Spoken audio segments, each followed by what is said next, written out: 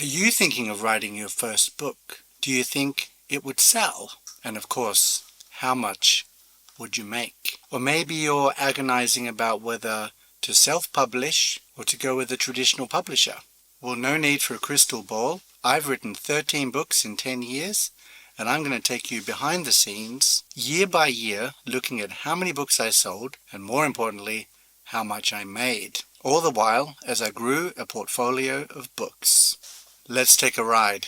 So in 2013, I read a book called The Etymologicon. The book has appeared with various covers over the years. Well, I read this book in 2012 and I really fell in love with etymology and the history of where words come from. So I had an interest in American words, American English, and the differences between American, British, and other forms of English. And I was inspired to do the same thing in looking at American words. I started down the rabbit hole of trying to identify which words in English come from America and what was the story behind it. And I started pulling together all the threads and discovered all the thousands and thousands of words that have come into the English language through the US rather than from the UK. And as I was gathering all of this source material for this book, I realized I had quite a lot of material. And it was after an interview with Joanna Penn of thecreativepenn.com, that's Penn with a double N, if you know who she is. She said something that was quite inspiring to me, and she said, why don't you release a book as a series in stages rather than wait to complete a whole book? So that was the approach I took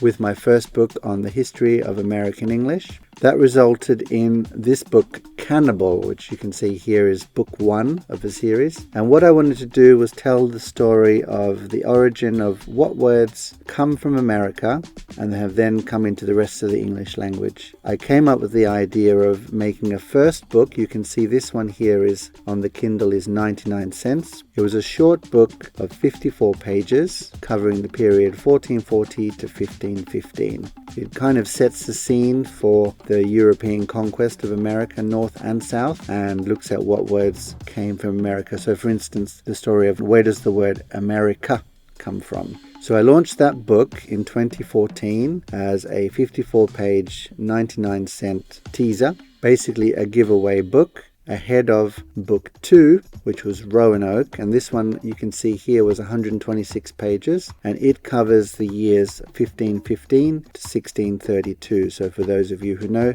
that was the era of the failed Roanoke colonies by Sir Walter Raleigh. It covers Jamestown, the early Pilgrims, and Massachusetts and the Mayflower, etc. And I look at what words were coined in English in America in that period. So that was the first 2 books. You can see from the date that was November 15th. In those last 2 months of 2014, I sold a total of 7 books. You have to start somewhere. And by 2015, I was working on book 3 in the series, but as you can see, I only sold 10 books. Of the 2, perhaps I was a little bit despondent, having only sold 10 books in 2015, even though I was working on book 3. At some point, I realized there's another book I want to write just for a change. That's the way I like to work. I like to work on several books at one time. And I started working on what became my next book, and that was in a similar vein to the American English series. I looked at 200 of the most common words that have come into the English language from India. And in doing so, I turned to the familiar formula that I'd been using for the American books. Identify what words come from India into the English language. Identify what year they were first coined or recorded as being used. And then I combined that with history to kind of show the story of words such as this would come at a certain time. As you can see from the blurb, some words came via Portuguese. Some words would have come from the Mughal Empire. Some of them through the East India Company. And then, of course, later colonization. A lot of words that we use today actually come from India. So I followed the same format, and in 2016, I published what turned into be a whopping book of about 120,000 words, I think it was. You can see here, 359 pages, and I set a modest price, $7.99. And this time it was in January 2016, so I had a full year of sales and I sold a total of 7 books. Now, ironically, I sold 7 of the other 2,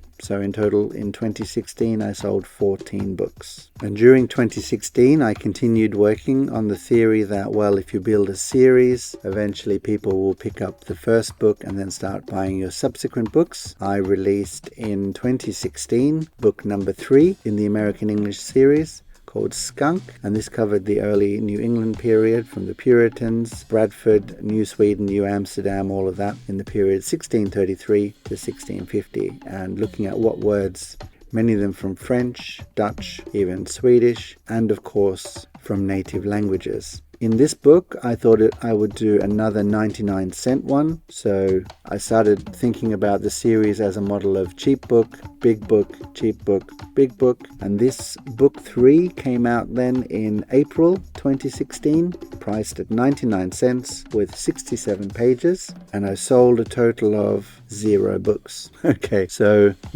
at this point, I'm thinking, is this really what I need to be doing? Do I persist? Do I soldier on? Do I keep going? And at this point, I started wondering about even my Indian book. I thought, well, maybe it's the cover. I designed all these covers myself, by the way. I'd been reading a lot about A/B testing at the time, so I decided to do a little sneaky trick and release a new version of English from India with a slightly borrowed cover style of a more traditional etymological English language book, and I re-released that in 2017 at the same price to test the waters and to see if that might generate more interest. And in 2017 I sold a total of 1 copy. Ironically, I sold 4 more of English Masala, and I sold another 7 of the first 2 books. Book 3 of the American English series sold nothing, and it was at this point I started doing a little bit of soul searching. What do I do? Do I keep going with this English and history combination, or do I do something else? For those of you who remember, 2017 was a big year for books on a subject called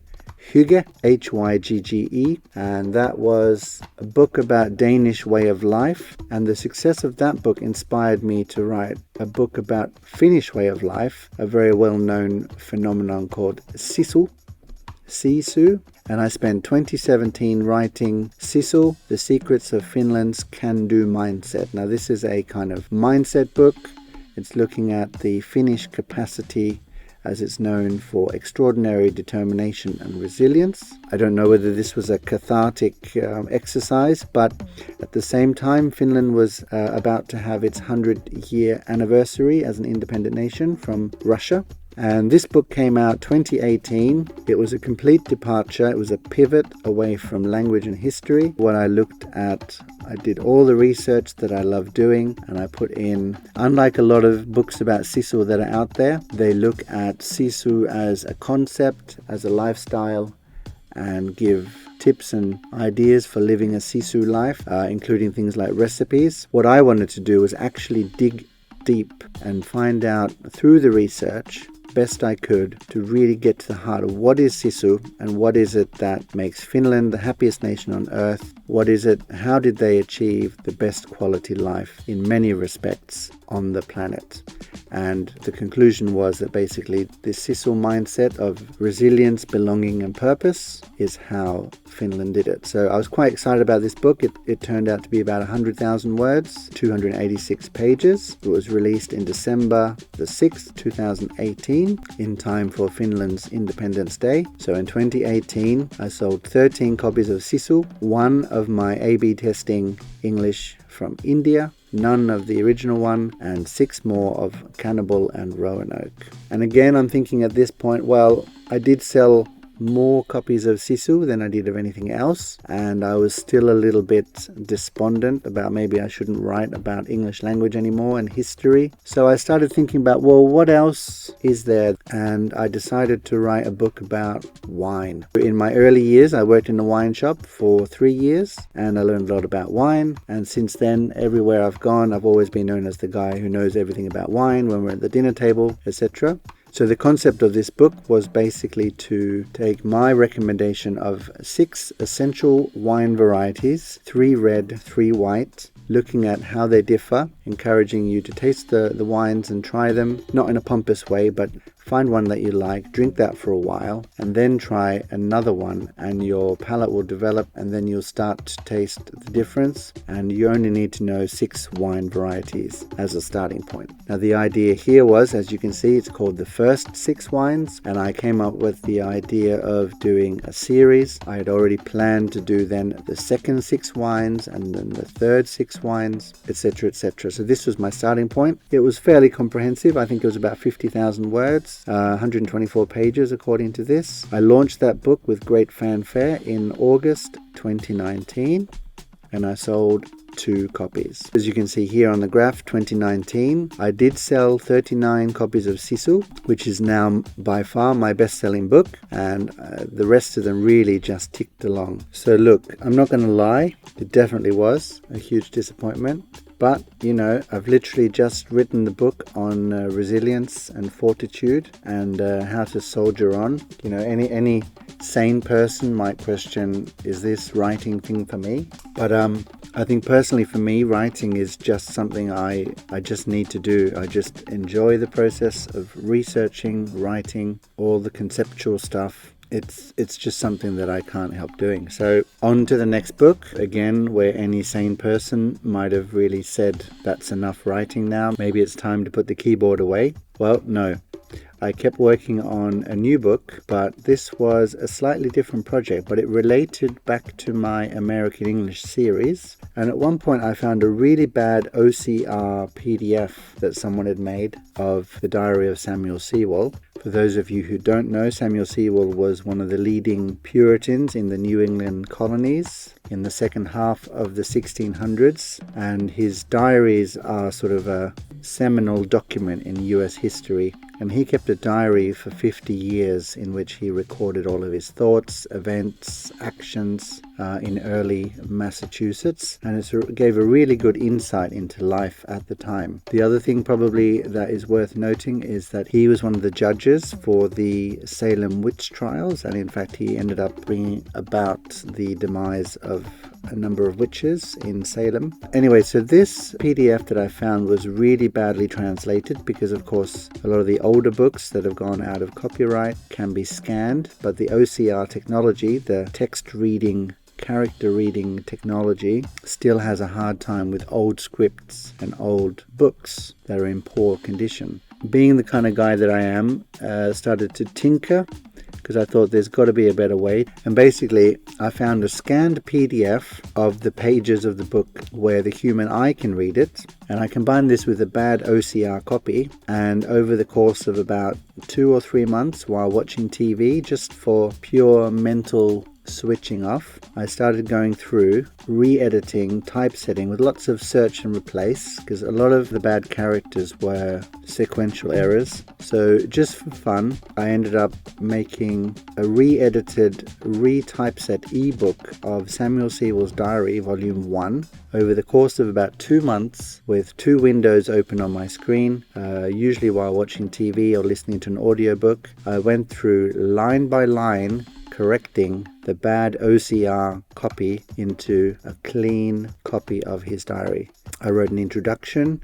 Now, I don't know if you can see down here, there's 479 pages. This is a whopper of a book. I think it was about 200,000 words. Now, the difference with this project was I didn't have to write it, but I did have to retype a lot of it. And call me crazy, I decided to publish this book. I designed the cover myself, and my thinking at the time was I was working on book 4 of the American English, and I thought this was a good way for people who are searching for this book to find my book, and then of course for me to mention that I have books on the history of the US and American English. This one covered 1651 to 1707. Now, the Diary of Samuel Sewall was published in January 2020, and then I went on to work on book 4 in the American English series. And then again, taking some advice from what other authors had done online, I put together a compendium of the first 4 books. This gave people the choice to buy all 4 books in one book, and I sold it at the competitive price of $2.99 for all 4 in one book. 318 pages, you can see there.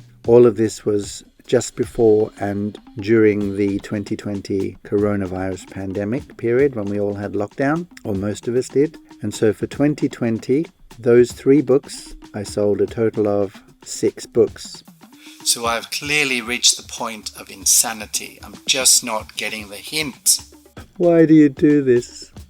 Honestly. Like I said, a sane person would have stopped. As they say, the definition of insanity is to not realize that doing the same thing is not going to change. But I had some good sales with Sisu. Again, it's my best-selling book. And then I had the odd sale here and there with the other books. And again, I was really disappointed. I think that the wine book, which I had placed so much hope on, sold exactly 0 copies. Well, not to be deterred, I spent 2020 and 2021 writing a new book. This one was history combined with architecture. Now, I used to live in the city of Helsinki in Finland, and there are something like 600 of these grand Art Nouveau Jugendstil buildings. I had visited there in the summer, and I was struck by not only the beauty of the buildings, and I asked myself, what is the history of these buildings? Why is there a particular style? And how did these buildings come about? So I spent 2020, 2021 writing the history of basically the Art Nouveau, Belle Epoque, early modernism period of Finland, which leading up to the independence in 2018 that I mentioned. And together with this book, I also illustrated buildings of my own. As you can see on the cover, I illustrated something like 40 or 50 buildings to go with the book. So I launched this book on the 1st of June 2021 for my birthday. It's a nice book of about 60 to 70,000 words. Again, I'd been reading a lot about pricing your work. So my thinking this time round was, well, maybe I'm pricing my books too cheaply, that this was a premium book with nice texts and illustrations. And so I priced it at $9.99, and in 2021 I sold exactly 7 copies. So you can see here from the chart 2021, the only real bestseller is still Sisu. That year I sold 33 books, 0 of my wine book, 5 of Samuel Sewall, and 7 of the new architecture book. And in the comments, in the reviews and comments on Amazon, someone had mentioned that the book was too long. Now I realize I pitched it as an illustrated book, but it is at the end of the day, like all of my books, packed full of facts and interesting information, as well as history. I thought I would try another exercise in A/B testing. And so I developed a quick guide. This one I stripped out a lot of the words and kept the illustrations and cut the words by about 50%. And I cut the price down as well to $3.99. And obviously I made a different cover and I put quick guide prominently so that people know that this was the quick version. And in 2022 I sold exactly 4 copies. As you can see from the chart here, we're now 9 years in, and my best-selling book is 16 books, the Sisu, 0 of the wine book, 1 of the Indian English, and 15 altogether of my Art Nouveau history book. Again, any sane person would give up at this point, but I persisted and started working on a couple more projects. And in 2023, I did manage to sell another 22 of the Sisu, 7 of Samuel Sewall, and another 14 architecture books while I worked on my next project. And in January, I published my latest book, which was Thor's Day. This is my latest and greatest book, and in January 2024 I finally finished working on Thor's Day. This is a history of Scandinavia and Anglo-Saxon Britain, going back from the Ice Age right through the Viking period, looking at the shared history, art and language that Scandinavia and Britain actually share from this early period. I did a lot of digging into Scandinavian words that we use in English. So of course Thursday comes from Thor, and I look at a lot of the words and shared linguistic traits that English and Scandinavian languages have, as well as the history. What I also did in this book was I did something like 100 maps and 60 illustrations to go with the books, and it was a massive book of something like 140,000 words, including all the illustrations. As you can see here, it's 646 pages. So I clearly have reached the point of insanity at this point, and I'm not getting the hint. And so far this year, 4 months in, I've sold exactly 2 copies. Even my bestseller Sisu is down to just 4 copies for the year. But yeah. So I think after 10 years of doing this, the scores are in. we have a verdict. Clearly the American English series was not as popular as I thought. Well, none of them really. At least not yet. I mean, Sisu's been doing pretty well, but if we compare all the coffee table books out there that have been published traditionally, the Sisu books have sold thousands and thousands and thousands of copies, whereas I've sold a respectable 153 copies. Even my wine book, 2. And I think the big surprise here is probably, on a relative basis, the Diary of Samuel Sewell was a bit of a surprise. I saw that as a kind of way of sneakily marketing my American English books, but it seems that quite a few people do want that book actually. So let's take stock now. I've written 13 books, equating to something like 2,500 published pages. It's got to be more than 1 million words. It has to be. All of it self-published in these past 10 years, and I've achieved 312 sales according to Amazon. So in these past 10 years, I've sold 312 books on Amazon, and that has made me roughly $1,000. I know. Who said being an author is all fun and games? But there's more. However, there's one more book I need to tell you about.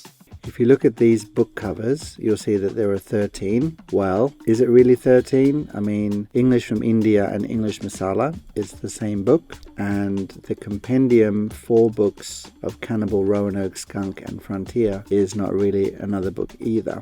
But there's one book that I think definitely counts, and that was my first book, The Joy of English. Now, I won't go into it here. Let me know in the comments if you do want me to talk about this in a separate video. But ironically, my very first book was The Joy of English, which I wrote in 2011. I wrote this book when I was working at a publishing house as an editor and sub-editor, and I came up with essentially the list of the 100 most common mistakes people were making in their text. These are professional writers, albeit I put together 100 short chapters aimed at amateurs and professionals alike. Things like who and whom, less versus fewer, but also really intricate things like American spelling, Z spellings, S spellings, and a lot of the common mistakes that people were making. I put this together into a book with 100 short chapters, and I spent a whole load of time looking for an agent. Couldn't find an agent, so I decided to skip the agent, went straight to publishers, and it only took me about 6 weeks, and I had a publisher accept my book and take up The Joy of English.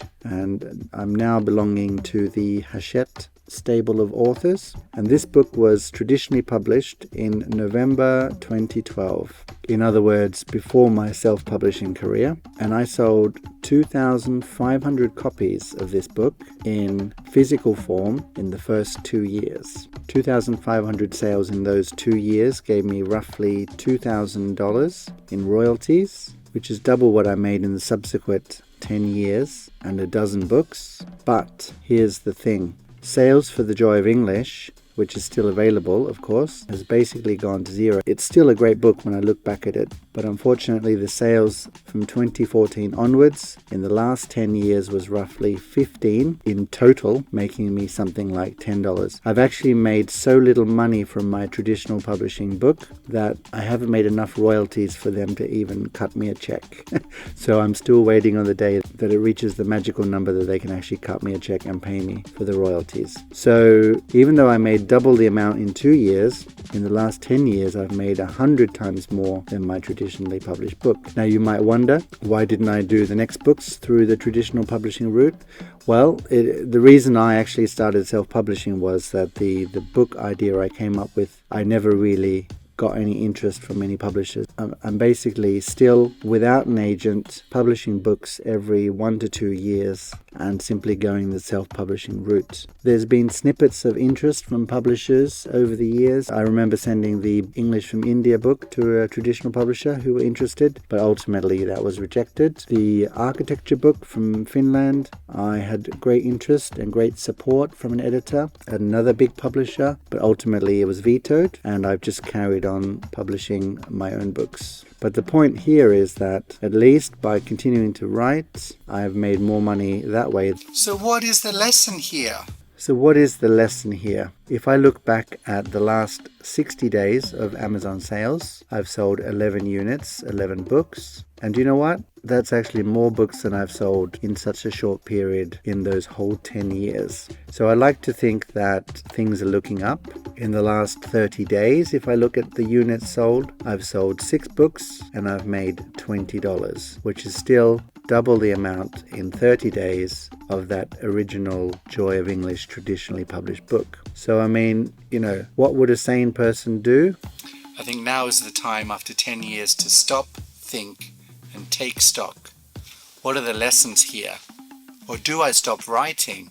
There are a number of lessons I'm adopting for the next 10 years. The first of which is I'm going to continue doing what I love. I just simply can't stop writing. It's obviously not about the money, and they do say do what you love, because do it with passion, people will find you. So I'm going to take my own medicine of Sisu and show some fortitude and keep doing what I'm doing. However, I am going to pivot. And now what I'm going to be doing for 2024 and maybe the next few years is moving into YouTube and podcasting, which is another area that I really enjoy working on. Instead of writing books, I'm going to take an episodic work approach and work on episodes that can be produced, crucially published more frequently to help build an audience, instead of working on full tomes that take a year to 2 years to publish. I'm also taking the advice of a friend of mine, Andrew, who's been telling me for 10 years, when are you going to write a real book? And I'm now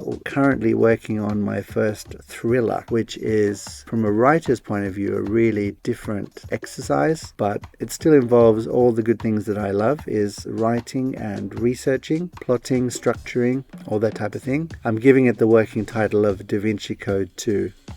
You have to aim high, don't you? The other thing that I've done is listen to some other advice, is for the first time really in these 10 years is create a hub for all of my content, which is why I've got the website jesse.expert. And last year I put together a website where I've got all of my books, but crucially now my YouTube and podcasts as well, and my articles and other videos all in one place. And what I'm doing is triangulating my podcasts with my YouTube and my website, so that as people find me in the various places, as they find my content, I'm creating more potential interest in my books and other content. The next thing I want to focus on for the next 10 years is make more videos and articles drawing on all of that content and information that I've got in my books. And a good example of that would be my wine book, where I highlight 6 key wines that are the essential building blocks for any novice who's first getting into wine. I make the recommendation to start with these 6 wines, get to know them, get to love them, and then from that point move on to the next stage. I'm going to start making some videos and articles related to that. And I mean, in all these years, I've only sold 2 copies of that book. So I might as well take that information, repurpose it, and make some videos, and that way make it available on YouTube. The last lesson from the first 10 years is that moving forward, I'm going to start exercising more. Just think of how many hours I've spent at the laptop in the pre-AI days of note-taking, writing, editing, drafting, structuring, formatting, and finally publishing a book. That's a lot of sitting down. Last year I turned 50, so we're now genuinely in the second innings of life, and it's also therefore important that I start exercising more. And of course there's potentially more lessons to be learned from here. I'd be interested in hearing your comments and the thoughts below, what other lessons there might be apart from stop writing. I'll never do that. Maybe life as a traditionally published author is not actually the utopia that we all think it is. Maybe I should spend more time trying to find an agent, somebody who could give me that professional advice that I need, and maybe find a market for my books. Who knows? And if you'd like me to do a video about how I got that first book published traditionally, then let me know in the comments and perhaps I'll make a video. I'm trying to learn my lesson here, guys. Do what people want. You might have other ideas, suggestions, lessons learned. Let me know in the comments below. So there you have it, a warts and all tale of a self-publishing author's journey to nowhere. But anyway, I hope you found that interesting. I hope you have a lot of thoughts, and I most of all hope that I've inspired you that actually, yeah, I do want to write a book. So there you have it, an open, honest, bare bones look at one author's journey. Warts and all to nowhere. Or is it? I hope this was valuable. Don't forget to add comments below, and to help me grow the channel, why not give it a thumbs up and subscribe?